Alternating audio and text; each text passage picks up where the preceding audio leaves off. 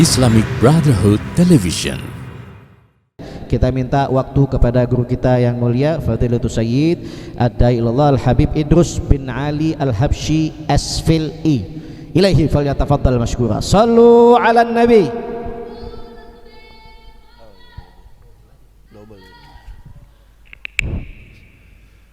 Assalamualaikum warahmatullahi wabarakatuh. Bismillah walhamdulillah wassalatu wassalamu ala rasulillah Sayyidina Muhammad ibn Abdullah wa ala alihi wa sahbihi wa mawala la hawla wa la quwata illa billah. Allahumma salli ala Sayyidina Muhammad wa ala ali Sayyidina Muhammad.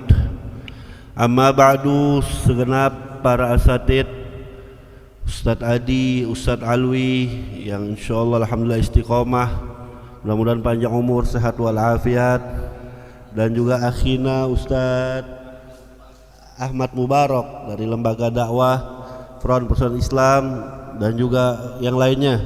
Wabil khusus kepada guru kita Sayyidil Habib Muhammad Rizq bin Muslim bin Syahab, mudah-mudahan selalu ada dalam lindungan Allah Subhanahu wa taala, dan juga segenap para jamaah al-Islah. Mudah-mudahan insyaallah perkumpulan kita, antum hadir sini membawa keberkahan buat kita semua, amin ya rabbal alamin. Baik ya ikhwan, ada materi yang saya ingin sampaikan, ya, ada materi yang saya ingin sampaikan bahwasanya Al-Imamul Ghazali radhiyallahu taala anhu di dalam kitab Ihya Ulumuddin, beliau mengatakan, kata Imam Ghazali, manusia ini, manusia Allah berikan 4 potensi. Allah berikan 4 potensi, yang dimana potensi ini dipakai dengan betul maka akan melahirkan akhlak yang baik. Ini akhlak penting, karena kenapa? Kalau akhlak rusak, ilmu akan rusak. Orang pinter banyak tapi sedikit orang yang benar. Kenapa kok? Dia pinter tapi nggak benar, karena akhlaknya rusak. Makanya akhlak rusak, ilmu akan rusak, dan akan tampil pemimpin-pemimpin yang rusak. Ya. Kita ini semua pemimpin. Kullukum ra'in, tiap kalian ini adalah pemimpin. Minimal kita mimpin rumah tangga dan mimpin diri sendiri. Apalagi mimpin yang besar. Ya, apalagi mimpin yaitu yang besar. Ulama memimpin umat, pejabat memimpin rakyatnya. Nah, ini perhatikan 4 potensi ini, kata Imam Ghazali. Kalau 4 potensi ini baik, maka akhlaknya baik. Kalau 4 potensi ini rusak, maka akan rusak. Makanya kita harus kelola dengan baik. Yaitu apa? Kelola dengan baik, jangan berlebihan, jangan kekurangan. Nabi mengatakan khairul umur ausatuha, sebaik-baiknya perkara adalah yaitu di pertengahan. Bahkan Allah mengingatkan kepada kita di dalam Al-Quranul Karim, di dalam surah Al-A'raf ayat 31, Allah katakan, apa kata Allah? Allah katakan wa kulu wasrobu wala tusrifu, makanlah kalian dan minumlah, wala tusrifu, janganlah berlebihan. Innahu la yuhibbul musrifin, sesungguhnya Allah tidak suka dengan orang-orang yang berlebihan. Artinya segala sesuatu itu jangan berlebihan, tapi jangan kekurangan. Makanya Imam Ghazali mengatakan, apa sih 4 potensi ini yang dimiliki oleh kita, yang Allah anugerahkan kepada kita, yang harus kita kelola dengan baik, ibadallah. Yang pertama, kata Imam Ghazali, manusia Allah berikan kekuatan akal. Allah berikan kita kekuatan akal. Maka ikatlah akal kita. Ikat akal kita. Dengan apa cara mengikat akal? Ini kalau diumpamakan, ya, kalau sesuatu tidak ada keikatan, ini akan kabur. Nah, akal kita harus diikat. Dengan apa? Dengan hikmah. Ikatlah akal kita dengan hikmah. Ya. Karena hikmah ini keadaan jiwa kita yang bisa mengontrol supaya kita tidak berlebihan dan supaya kita tidak kekurangan. Contoh, kalau akal kita nggak diikat dengan hikmah, maka akal kita akan berlebihan. Maksudnya apa? Akal kita akan berlebihan. Dia pinter akalnya, tapi digunakan kebablasan. Yang tadinya pinter jadi licik, betul enggak? Jadi licik. Cerdik pinter, tapi pinternya cerdiknya cerdik licik. Jadi jahat, jadi menipu. Iblis itu pinter, iblis itu ilmunya luar biasa, tapi ilmunya bener apa licik? Licik. Menipu atau mengajak kebenaran? Menipu. Nah, akal kita, kata Imam Ghazali, kalau nggak diikat dengan namanya hikmah, bisa licik akal kita. Sekarang banyak orang pinter, sedikit orang yang benar, betul apa enggak? Pinter. Itu para koruptor yang ditangkap tuh kuliahnya tuh tinggi-tinggi tuh, S1, S2, S3 sampai S cendol. Ya kan? Tapi kagak punya hikmah, ya jadi licik. Disuruh ngurus laut jadi bajak laut, betul apa enggak? Disuruh ngurus laut jadi bajak laut. Yang harusnya ini kekayaan alam, kekayaan suatu negara dikelola harusnya dengan baik dengan negara untuk manfaat rakyat seluas-luasnya, betul atau enggak? Dikeruk habis-habisan sama oligarki. Udahan kadang-kadang ada oknum-oknum pejabat yang kagak peduliin. Yang penting gue dapat duit, rakyat mau lapar masa bodoh, betul apa enggak? Ini hati-hati, ya kan? Ini kata Imam Ghazali nih, akal kalau nggak diikat dengan hikmah akan liar, licik. Maaf, orang yang punya ilmu pun, yang katanya ulama, kalau nggak ada hikmah, kalau hatinya Allah nggak berikan petunjuk, maka ilmunya digunakan bukan untuk kebenaran, tapi untuk kepentingan. Maju tak gentar membela yang bayar, betul atau tidak? Nah, ini bahaya kata Imam Ghazali. Ya, kalau akal berlebihan tuh bisa licik, dari licik bisa menimbulkan yaitu menipu.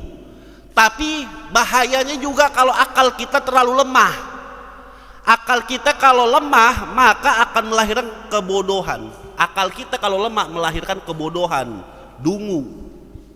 Nah, makanya Allah berikan potensi kita akal, nggak cukup akal tapi pakai hati juga. Ya kan? Allah berikan kita akal, ikat akal kita dengan hati kita yang bersih. Supaya apa? Supaya pancaran ilmu kita mendapatkan petunjuk dari Allah Subhanahu wa ta'ala. Makanya diibaratkan orang yang akalnya pinter tapi hatinya kotor, ini ibarat orang lagi naik mobil tapi nggak tahu tujuan. Nggak tahu tujuan ya ikhwan, nggak tahu tujuan, nyasar.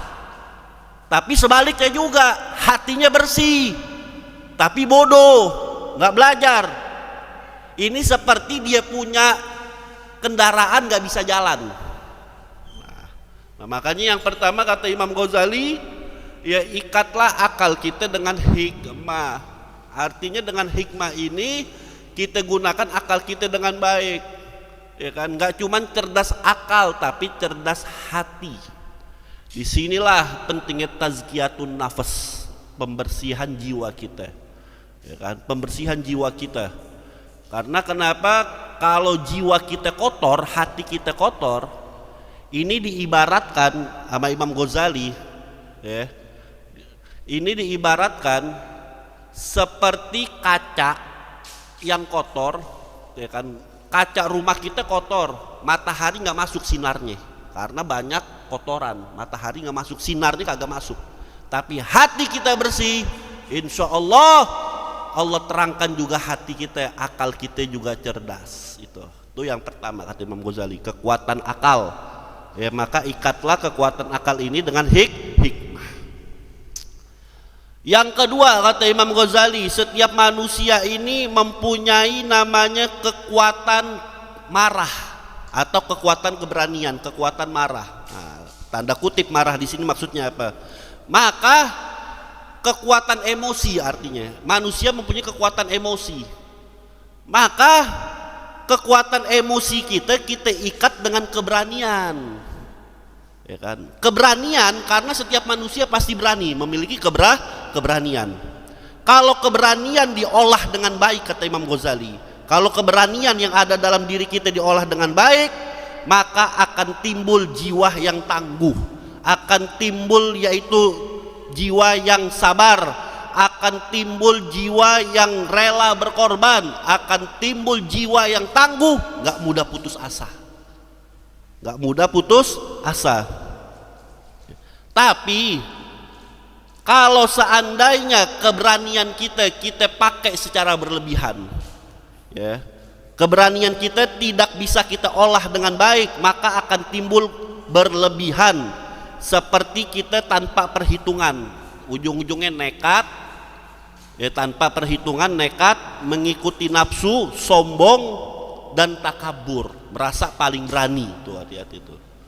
Ujung-ujungnya apa kalau orang merasa berani? Karena sombong. Dan sebaliknya, kalau kekuatan keberanian yang ada dalam diri kita melemah, maka orang tersebut akan menjadi pengecut, penakut dan hina. Jadi keberanian di sini dalam arti jiwa yang tangguh, nggak gampang putus asa, sabar, rela berkorban. Tuh, setiap manusia tuh begitu. Lalu yang ketiga kata Imam Ghazali apa? Manusia Allah berikan kekuatan nafsu. Ya, itu hal yang normal. Itu nafsu pasti ada. Nafsu ini nggak bisa dimatikan, tapi bisa dikendalikan. Ente kalau gak ada nafsu bahaya juga. Lihat bini ente kagak nafsu kan bahaya juga. Kagak enak kalau kagak ada nafsu, betul apa enggak? Makan kalau nggak nafsu kagak enak. Nah, nafsu itu nggak bisa dimatikan dan jangan dimatikan, tapi dikendalikan. Maka kekuatan nafsu syahwat yang ada dalam diri kita, kata Imam Ghazali, harus diikat dengan pengendalian diri, iffah, menjaga diri kita. Kalau kita bisa mengendalikan diri, maka akan timbul yaitu rasa iffah, ya, menjaga kehormatan, ya, waro, tidak tamak, rakus, tidak rakus. Tuh, nafsu kita kalau kita ikat dengan iffah, bisa menjaga kehormatan, mengendalikan, maka manusia tersebut, ya, kita tersebut akan memiliki yaitu sifat-sifat yang terpuji, tidak tamak, tidak rakus, waro. Nah, sekarang kan banyak nih, ya, kalau binatang rakus wajar, betul atau enggak? Wajar binatang, karena binatang nggak punya akal, cuman punya nafsu. Binatang kalau dikasih makanan nggak nanya halal haram, yang penting gua makan. Tapi terkadang binatang masih lebih hebat dari manusia, masih lebih baik daripada manusia.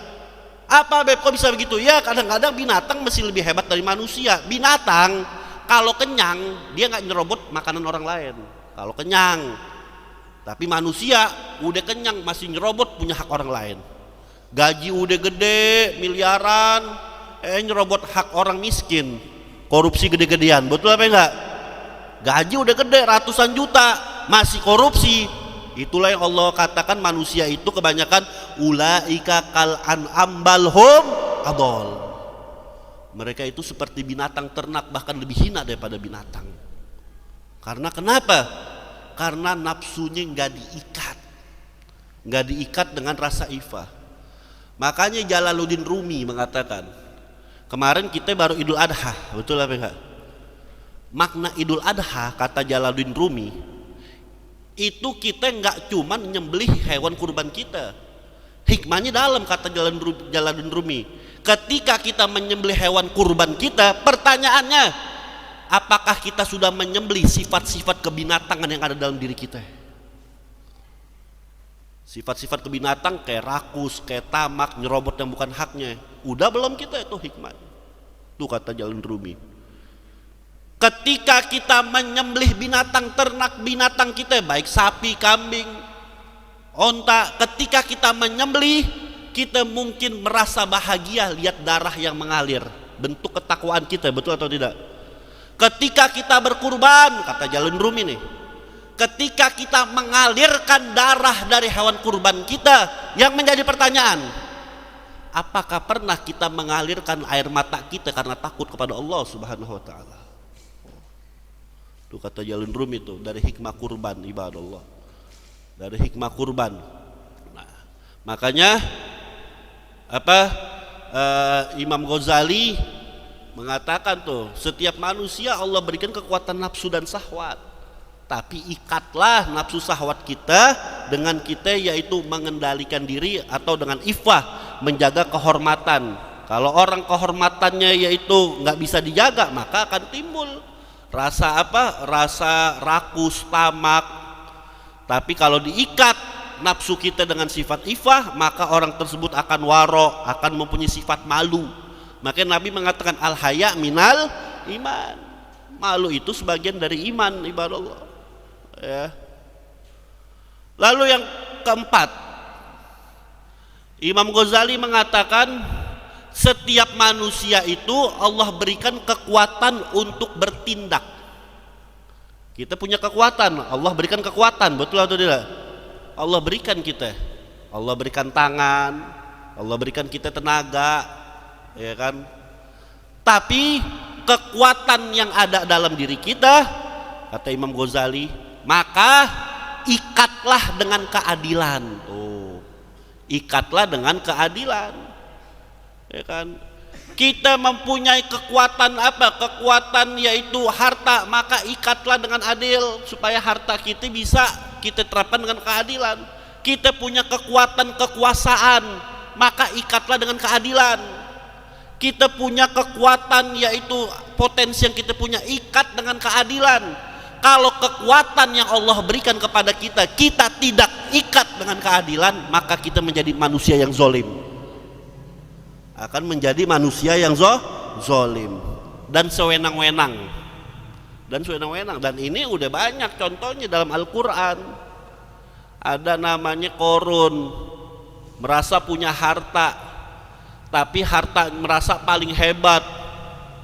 Ada namanya Fir'aun, raja yang zolim, merasa paling hebat, merasa berkuasa. Ada namanya Haman.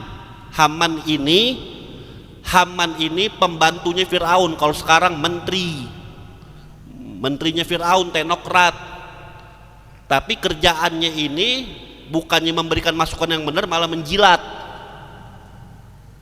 Ada namanya Bal'am, dari kalangan ulamanya, yang tadinya orang soleh, doanya dikabulkan, tapi akhirnya takluk dengan harta, imannya terluluhkan dengan harta, akhirnya melawan Nabi Musa. Dia tahu tuh Nabi Musa itu Nabi Allah, berada dalam kebenaran, tapi akhirnya ditundukkan sama penguasa yang zolim untuk melawan Nabi Musa. Akhirnya Allah cabut kemuliaan dalam diri Balham. Dan bahkan nggak sampai di situ, ibadallah. Allah berikan azab, Allah berikan penyakit, bahkan yaitu lidahnya memanjang, maaf, kayak seekor anjing. Allah ceritakan dalam Al-Quran kan gitu kan. Hati-hati tuh. Nah sekarang 4 orang ini dalam Al-Quran itu udah ada sekarang, cuman perannya berbeda-beda, betul apa enggak? Korun zaman sekarang ada apa enggak? Dengan hartanya dia zolim, merasa bisa beli ini, bisa beli itu, ya kan? Dengan hartanya bukan sedekah, malah menyokong raja yang zolim. Banyak begitu. Korun-korun modern banyak kayak gitu. Banyak. Ya, kalau sekarang bahasanya oligarki yang serakah dah, iya.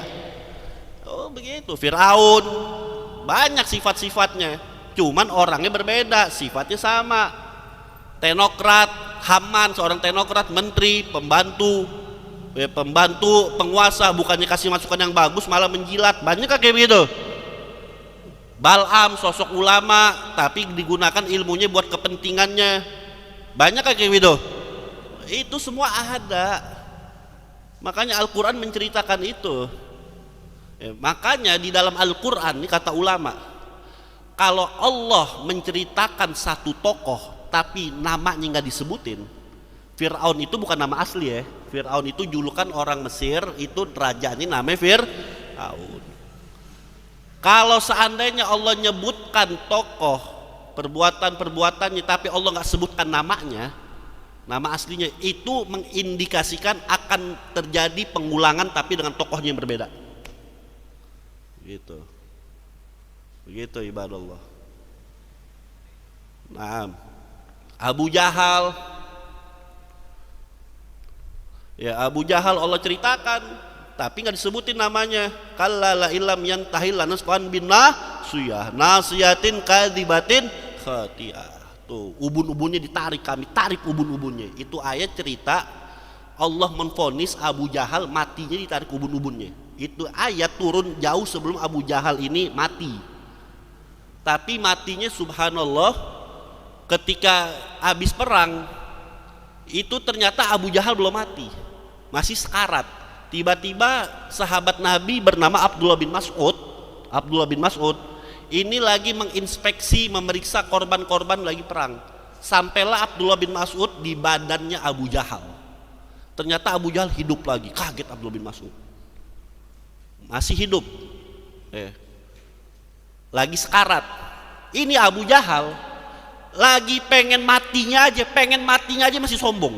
Dibayangin tuh, pengen matinya aja sombong. Dia sempat menghina Abdullah bin Mas'ud. Abdullah bin Mas'ud ini maaf, kakinya kecil sebelah, ada kelainan. Dia celak, wahai pengembala kambing yang cacat kakinya, pengen matinya aja sombong, hina orang. Modal ini ada nggak Abu Jahal begini nih? Banyak nih. Ya kan? Akhirnya Abdullah bin Mas'ud ngambil tombak, itu dituncepin palanya sama Abdullah bin Mas'ud tuh di ubun-ubunnya. Percis Al-Quran vonis matinya ubun-ubunnya ditarik, ibadah Allah. Oh, begitu. Nah, sosok Bal'am yang sosok ahli ibadah ulama terjadi lagi, cuman lain orang, sifatnya sama. Nah, makanya Imam Ghazali mengatakan, ya maka kekuatan yang kita punya ini, maka ikatlah dengan apa?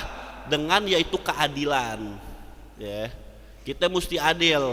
Ya, jangan sewenang-wenang, jangan berat sebelah.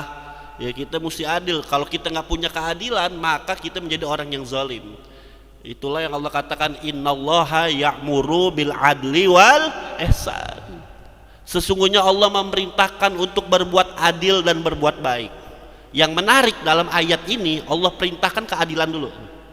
Allah nggak bilang innallaha ya'muru bil ihsan wal adil, enggak. Tapi Allah katakan innallaha ya'muru bil adli wal ihsan. Kenapa? Jangan harap ada kebaikan kalau nggak ada keadilan. Jangan harap. Tapi kalau ada keadilan, insya Allah akan ada kebaikan. Makanya kita mesti adil. Ya, zaman sekarang kan kagak, giliran rakyat kecil kagak diperlakukan dengan adil, betul apa tidak?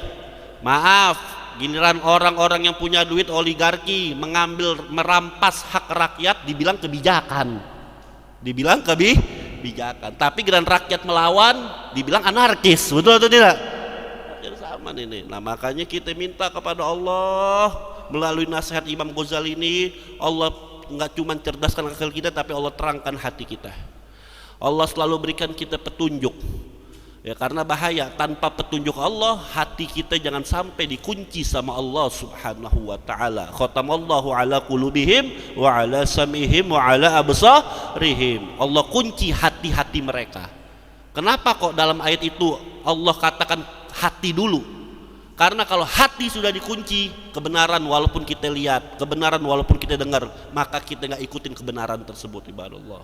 Dan kita ingatkan juga buat diri kita dan yang lainnya, jangan bangga orang-orang yang ahli maksiat.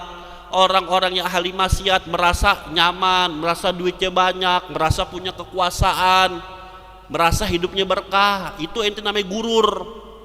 Jangan merasa bangga.